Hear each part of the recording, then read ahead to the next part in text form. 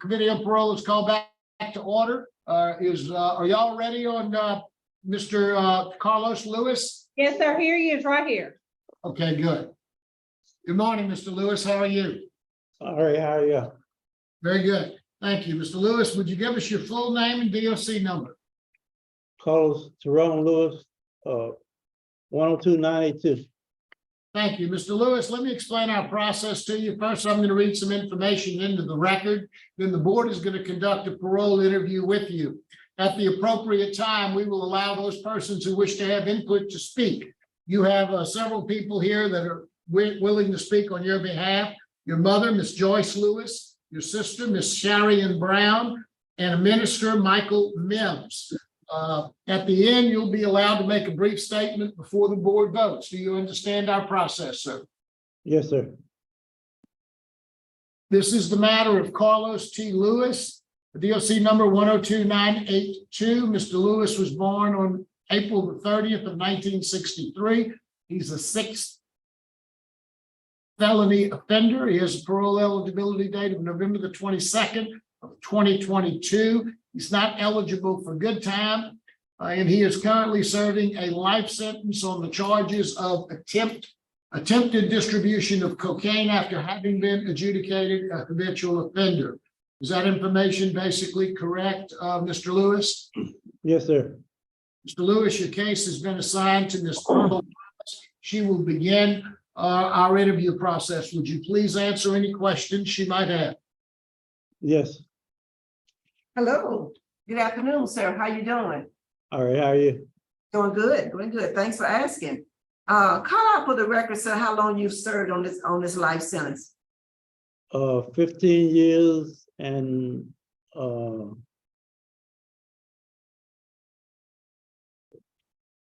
Okay, close enough. yeah, Oh, yeah, close. about 15 years and 8 months. Okay, all right. Okay, and the records I have show that you are a sixth offender and you are 60 years old today, right? Yes. How long of those 60 years would you say you spent in jail of your lifetime? Ooh, about over half, I think. About 30 of them? At least 30.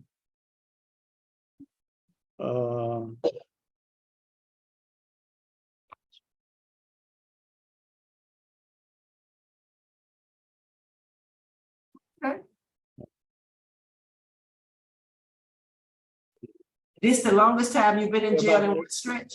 Go Yeah, ahead. about 30 years. About 30 years. Yeah, Is this the longest time you spent in one stretch? Yes, In ma'am. 16 years? Yes. You Yes, ma'am. sure? You sure? Yeah, it's the longest stretch. I actually been incarcerated a little over 17 years. I got locked up in actually I got locked up in 06, in May 06. See, that's what was confusing to me. So you've been in jail since May of 06, Yeah, ma'am. but you only had 13 days of credit on sentencing in 07. That's what kind of throws me off. Okay. In May of 06. Yeah, I was on parole when I got locked up. So they put all that other time toward my parole credit, my parole revocation credit. Oh, okay, because your arrest is showing 10/24 of 06 on this charge. But okay. But Right. On the distribution charge. yes, sir, on this, but you were already in jail. Yeah, Okay. right. I got locked up. Because I think that well, I don't know, but the buy took place in March of 06. Right. I didn't get arrested. I was already in March. In May, you said you got arrested in May of 06. Yeah, I got arrested on a DWI in May of 06. So when they served the indictment on the distribution, I was already in jail on the DWI. Okay, yeah. Let's speak about your DWI. That was your second DWI. The first was in 2000. Right. Yes, ma'am. And yet, what was going on? What's going on with that DWIs? Just out, I was out partying and just got caught up, you know. Yeah. Doing, you know, I was out doing the wrong thing, you know, and I was drinking and driving. Do you think you need any kind of substance abuse treatment? Well, I got substance abuse treatment. Tell I've us taken, what you got. I've taken substance abuse classes in here. What you took. I took living in balance and celebrate recovery, Mhm. uh, and 12-step program. So if you were successful today, how you plan on staying clean and sober? Meetings, going to meetings and working the program. I'm gonna be going to church because my sister's a minister, you know, and then I'm gonna be I plan to be associating with Pastor Mims at his church, and you know I'm just gonna associate myself with you know, positive people doing positive things, and you know I got a religious background. My mother, you know, my sister's a minister, and my mother, you know, was like you know, Okay, regular. I get that, but how is that gonna keep you clean and sober? I'm gonna hang around them and not hang around, you know, users and drug dealers and stuff, you know. You said something about going to meetings. What you mean by that? 10 AANA meetings, How many would you attend? as many as possible, you know, when I'm not working, but I intend to be working. So know. you haven't said it now, you haven't said, if I get out on parole, I'm gonna attend X number of meetings a week. You haven't made that kind of a statement to yourself. Well, I'm gonna attend as many as possible, because I don't know how I'm gonna be working, you know, Miss Pearl. Okay. I mean, I don't know, I mean, I can't say I mean, I'm gonna attend, because I don't know when I'm gonna be working. I might be working a day, and I might I be got working. that. I understand what you're saying. I do. I understand what you're saying. I want to attend. I want to attend as often as possible. Okay, but I also, I want you to understand what I'm saying. What I'm hearing you say with two DWI history, distribution of cocaine, life sentence, work is coming first. Meeting is gonna come after work. And that's what I'm hearing that you said. Well, you know, once I'm out there in the world, I ain't gonna be, I mean, ain't nobody gonna be I'm gonna have to take care of myself, you know what I mean? I understand that. My mother, my I mother. understand that, but I just want you to know that's what I hear. That's what I hear you saying. And that's concerning for me. Because if you don't stay clean and sober, you'll be back here. You'll be back where you are now. And I'm just putting it out there. There's something for you to think about. Let's talk about a few other things. Tell us about your write-ups. How many write-ups have you had in these 15 years and 8 months incarceration? I'm not really sure. I had quite a few when I was in Angola. Yes. When was your last one? Do you remember your last one? I think my last one was about 2.5 years ago. That's at 2021 for the aggravated disobedience. Yes, ma'am. What was that about? What was going on? Well, I was at my bed doing some legal work, because I was working on my case, and I had legal work spread out, and it was an empty bed in front of my bed, so I had laid my legal work on that bed, because and the officer came through at the time, and but she had came through before and told me not to lay anything on the bed, and I tried not to, but I just happened to have to go in my locker, and I laid there for just a minute, and next thing I know, she came through, and she had told me not to put anything on that empty bed, so she wrote me up for aggravated disobedience. Okay. And then before that, you had a defiance in 2020. What was that about? Defiance? Yes, sir. I can't remember that. Okay. I can't remember in 2020. Let me see. might have been, was that Where you at? oh, that might have been, You that Wade, I guess. yeah. Yeah, I remember that, yeah. It was a misunderstanding, but, it was a misunderstanding about, some clothes that, someone, I was trying to do something at a favor. They came by, brought some laundry for somebody else, and I grabbed, the dude was going to lunch, the laundry belonged to. So I was gonna take it in there and put it on the bed, because I was trying to go get the lunch myself that day. I think they were having chicken in the shower, so I didn't want to miss, I was kind of late. So Okay. I grabbed the clothes and took them in there, and, when I was coming back out, Miss, Sergeant Kennedy asked me, what that was I had in the bag. I said, it was some clothes for the dude and shit, and stuff. So he told me to go back and get it, you know? So, I mean, I know him, so I thought he was, I really thought he was just kind of messing with me, I didn't think it was that serious, so I told him, man, I gotta go and eat, Stay in there. So I went on and ate, and I came back, he was writing me up. Oh, okay. And then I mean, in 2019, you had a theft charge. You remember what that was about? theft, 2019, theft. Theft? That's what I'm looking at, the number 22. What also wrote that up? Oh, I don't know. You have to tell me. Oh, oh yeah, Miss Ross. Yeah, Miss Ross and I had got some well, Miss Ross was the classification officer. She's sitting here today, and I went in to see her, I went in the office to see her, and he used to keep a bowl of candy on her desk.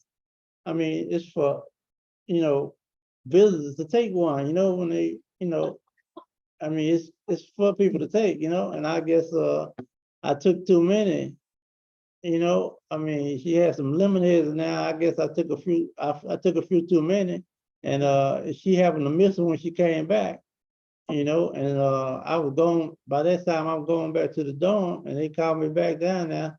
And I told her I still had the lemonades in my pocket. I said, yeah, I mean, I thought, it was all right for me to take a few. So That was it, huh? That was yeah, it. I guess. You smiling now thinking about them lemon heads, boy. You was enjoying them. Yeah, I guess. Smiling now, still thinking Yeah, I about mean, yeah, I guess took too many. I took a few, but I took a little few too many. too many. Yeah, you was excited about lemon heads. And you had one contraband back in 2016. I think you had one in 2009 too. What was the contraband? Do you remember? Contraband, 2016. Mm-hmm. Oh, it might have. Who wrote that up? She don't know. You know, I don't know. 2016. I can't remember back then. Okay, that's all Might right. have been. Was it for a razor? Yeah. 26. And I think you had one in 2009 too, a contraband too. So I don't know which one you might be thinking about. Yeah, it wasn't no drugs. It was I think the contraband was, it might have been a razor. Mm-hmm. I had a razor out the case. I think the one in 2016 might have been I think, if I can remember right, it might have been a razor I had out of the I was trying to cut something with. I took it out the case stuff. Mm-hmm. And that other one back in 2009. Oh, man. Back in 2009, I think that might have been. I really can't remember. We'll move on. It wasn't no drugs though, because I ain't had no drug offense, no type of drug offense at all. In the whole, Yeah. I haven't had any types of drug offenses in the whole 17 years I've been incarcerated. No dirty urines or anything. So Okay. it wasn't drugs. So when did you find out, Mr. Lewis, that you were gonna have a hearing?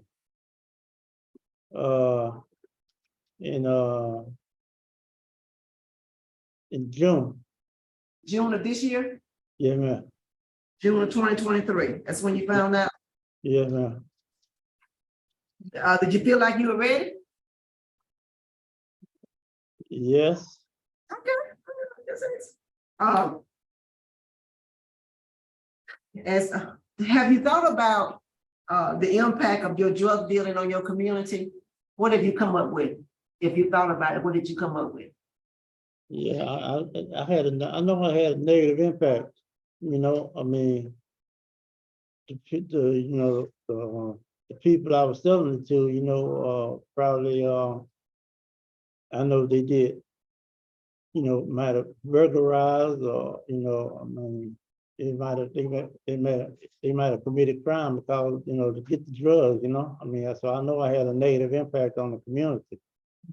So how long were you a drug dealer? Well, I've really been doing it, you know, for quite, you know, off and on, you know, I mean, for quite some time, you know, 20 since, years, 10 years, 15 years, what would you say? I say about, I really started like in around 90 something, you know, In and the then, 90s, okay. yeah, around 90, and, I went to jail in 95, and then, I went back to jail again in 90. I got out in 98 and went back to jail again in, 2000. You know, I guess, you know, I've done it, you know, off and on, you know, since Yeah, since early 90s. yeah, 1992 seemed like that was your first arrest, involved. Well, when you had possession in, marijuana in 87, okay, okay. So if you're successful today, tell me what are your plans? Where would you live and how would you support yourself? I'll probably live with my mother, Uh-huh. temporarily. And then, when I, get a job, when we get I have a trailer.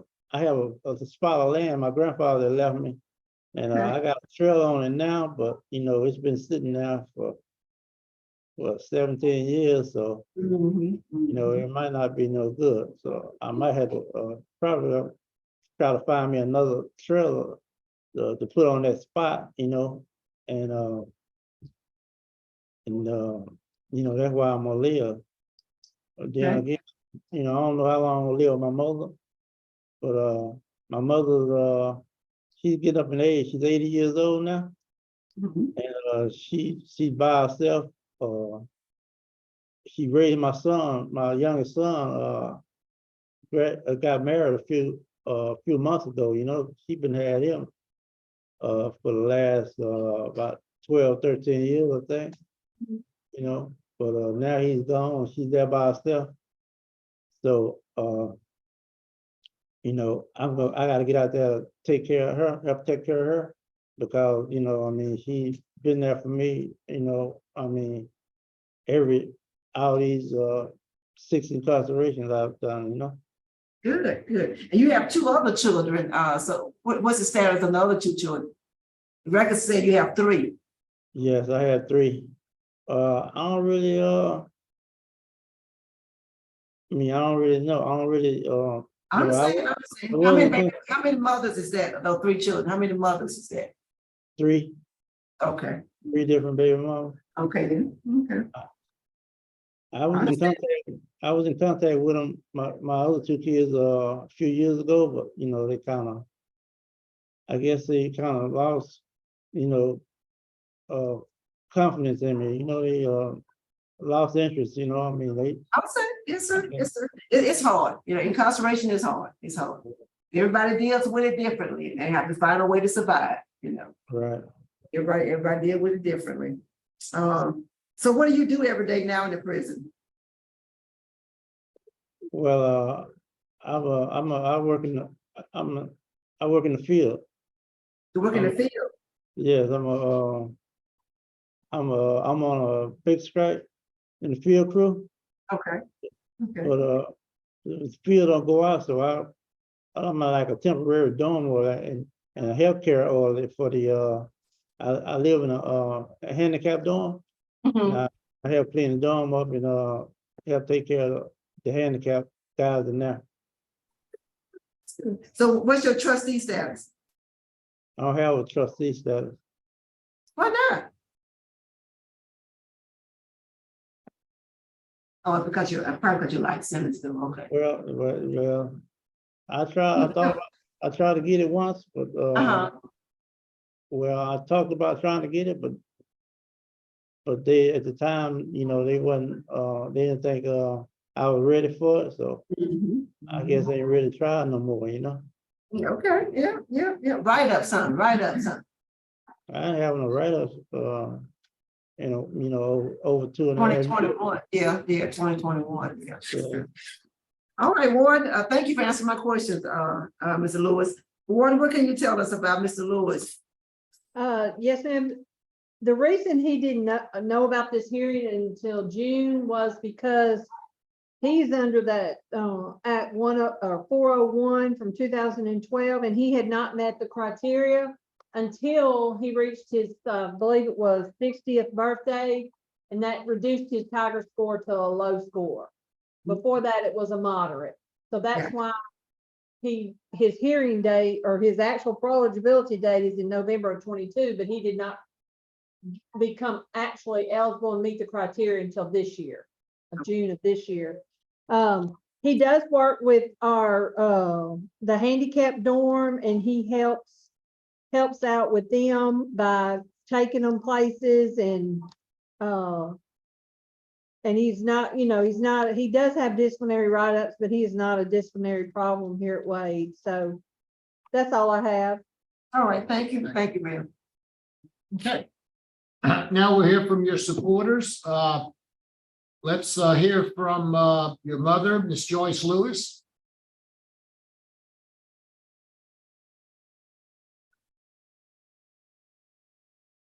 Five copies there to you all, but just in case I get it, I'm gonna submit it. Can you wanna hear her? Can you hear her? Ms. Lewis? Yes, sir. Can you hear me? Yes, ma'am, we can. Okay.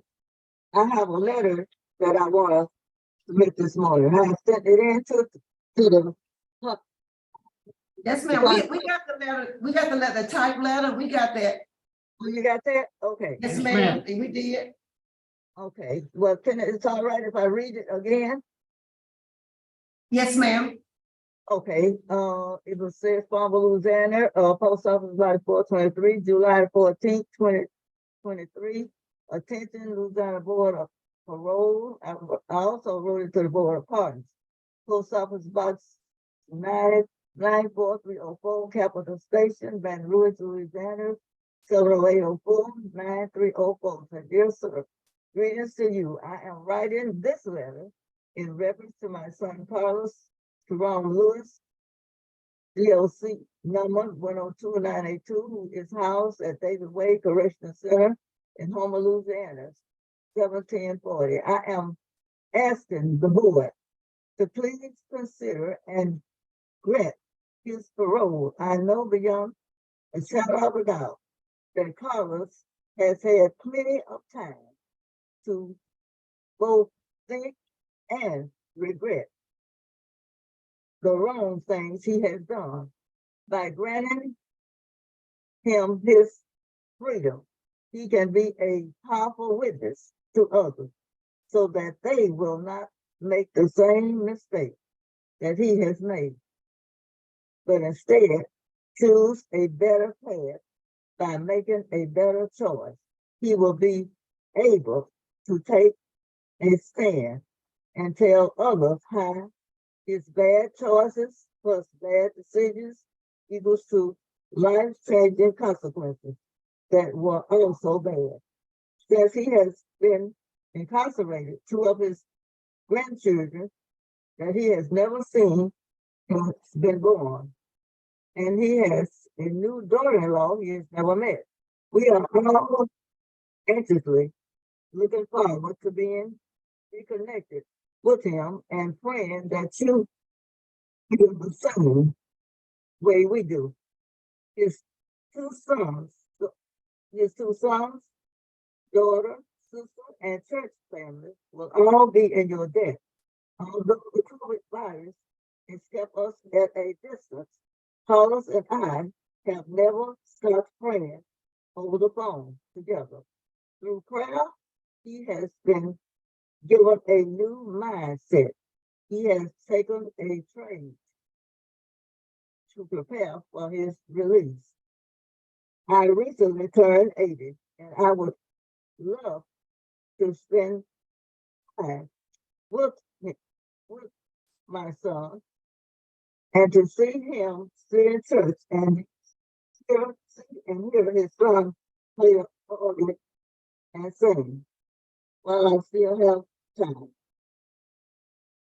God is able to work through people, through others. I am a living witness in what he can do. And I believe in Matthew 19 and 26, with God all things are possible. Thank you in advance. Gratefully, Joyce K. Lewis. I am submitting this letter. And the Thank words you. that I was- Thank you, and the Mr. words- Lewis. We appreciate your comments. Now we'll hear from Ms. Sharian Brown. Okay. Hi, how are y'all doing today?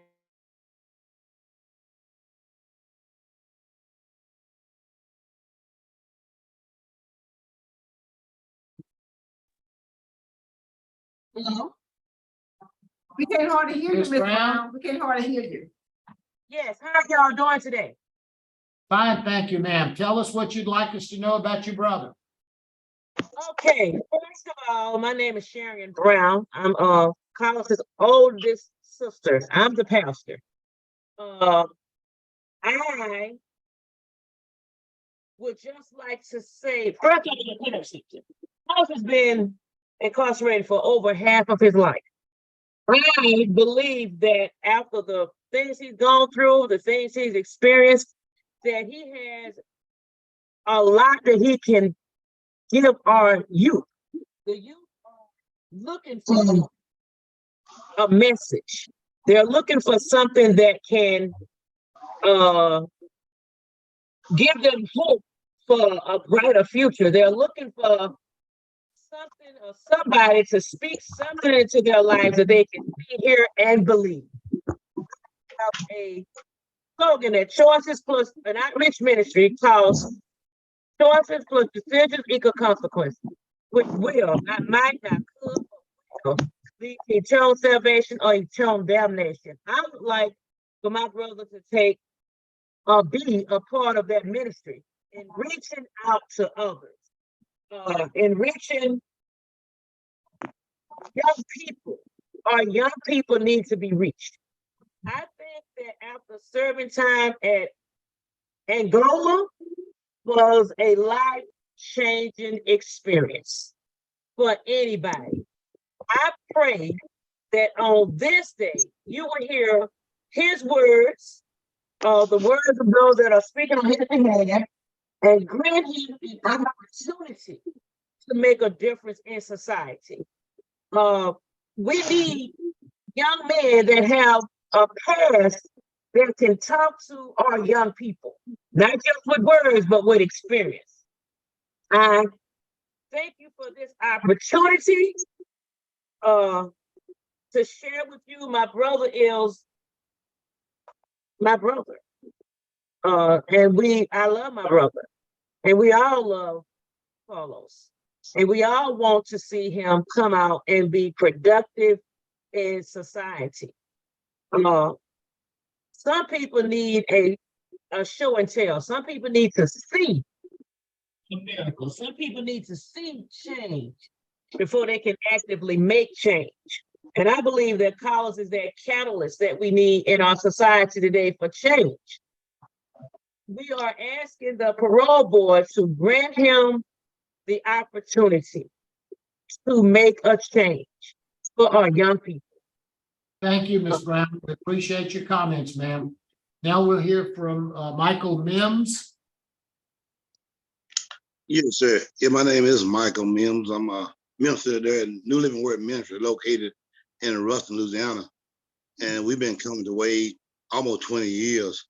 And just a note, I was incarcerated for like 6.5 years, did a little time in Angola.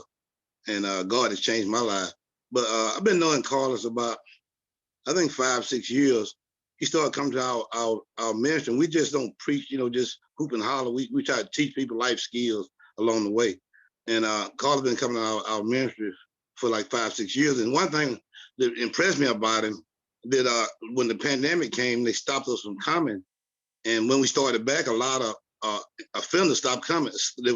What we thought were dedicated, they stopped coming. But Carlos was one of the guys that he was consistently came, hardly ever miss, And I just like to say that we have 3 houses, and I made this known to Carlos and Russell, that we house offenders. We give them jobs. We have daily meetings with them, and then we counsel those guys. And one thing we know that Carlos needs a support system, and sounds like he got a good family, but he needs other people around us like us, and we'll help him in that area.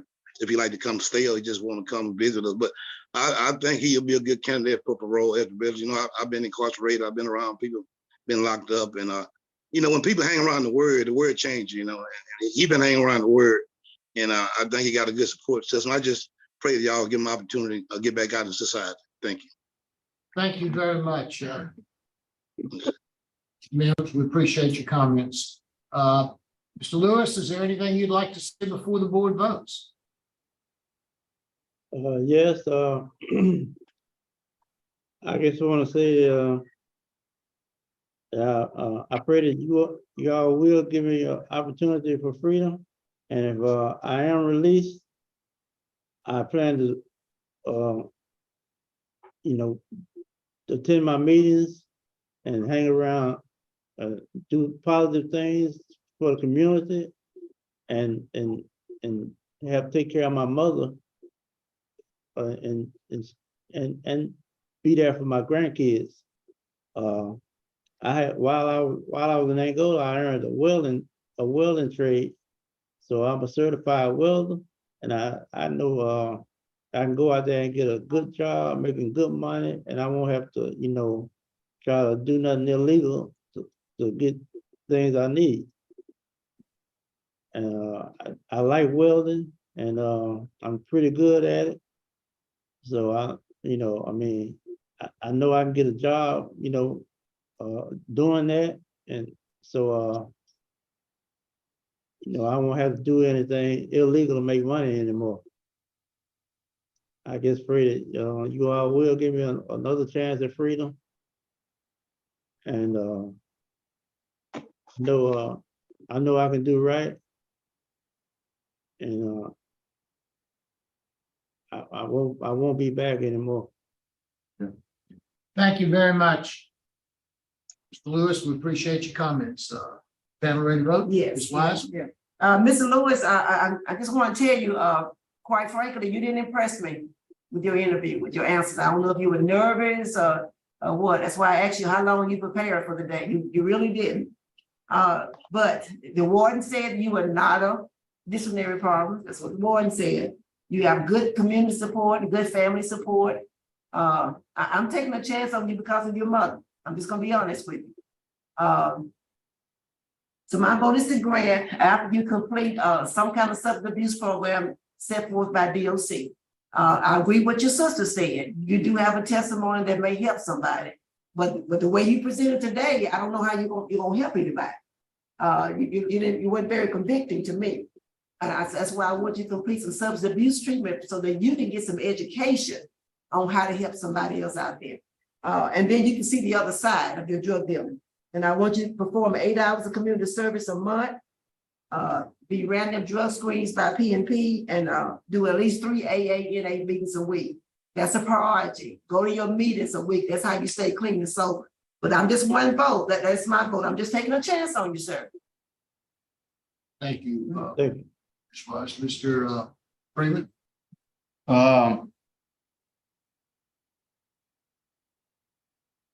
Six felony offender. I have the same concerns as Ms. Wise, but I'm also gonna take a shot on you.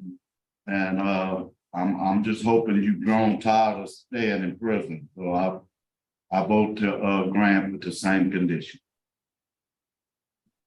Mr. Lewis, you've got some good family support. That's a good thing, because I agree with Ms. Wise. It's your mother that pushed me over the line. You've got some work to do. And I hope that I'm willing to take a chance on you as well. My vote would be likewise to grant after you complete a substance abuse program in the Department of Corrections. So you got 3 votes to grant. Good luck to you. Thank you.